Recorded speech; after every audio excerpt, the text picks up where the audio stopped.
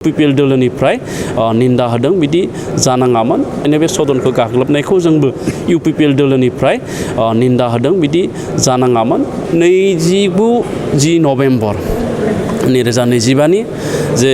आसाम बिधान सभायाव आसामनि जौगासारनाय मोनद' हारिफ्रा ट्राइबेल जानो नागिरनायनि जि दाबि बे दाबिखौ लानानै आसाम सरकारा जि मन्त्रि गटनो बिबान होदोंमोन बिथांमोनखौ प्रतिवेदन दैखांनो थाखाय बे प्रतिवेदनखौ 29 नभेम्बर खालि दैखांनाय जादों आरो बेखौ लानानैनो दुलाराय आसामाव ट्राइबेल माहारिया एबा मोन 14 जि थाखानाय ट्राइबेलफोर गावनि मोनथाय गावनि माखासे मोननांगौ जिफोर अधिकार एबा गुबुन गुबुन बिथिङाव जौगासारनायनि थाखाय जि भारत सरकार आसाम सरकार कोटा होनाय जायो ट्राइबेलनो बेफोरो जौगासारनाय मोन 6 हारिया जुदि हाबबावोब्ला जोंनि बाहागोआ खम जागोन बा बायदि बायदि बिथिङाव जोङो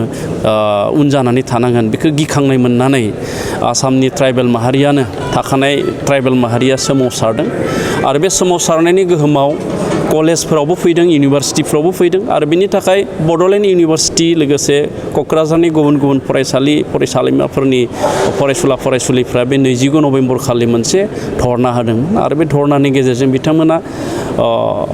असमनि गिबि मन्त्रि डक्टर हिमन्त बिश्व शर्मा बिथांनो गोसोखांलाय गथाय हरनो नागिरदोंमोन बा गथायदोंमोन दा बेयावनो बे धरनानि गेजेरजोंनो बोरै जोंनि गोथार मोनसे सदन BTC नि गोथार सदन बे सदनखौ गाग्लोबनाय मोनसे जाथाय जालांदों आरो बेखौ दिनैनि BTC नि एसेम्ब्लिया दुखु फोरमायनानै निन्दा होनानै मोनसे थांखि दिखांनाय जादों बेखौ जोङो UPPL निफ्रायबो गनायथि होदों बा मदद होदों मानो होनना बुङोब्ला BTC बे सदना सोरबा मोनसे राजखान्थि दोलो एबा सोरबा मोनसे हानजानिल' नङा बे दुलाराय BTR ओनसोलाव थानाय बर' आरो गुबुन गुबुन हारिनि थाखायनो बेयो मोनसे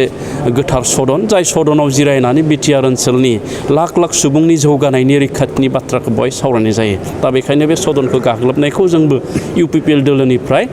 निन्दा होदों बिदि जानाङामोन आरो आं खावलायगोन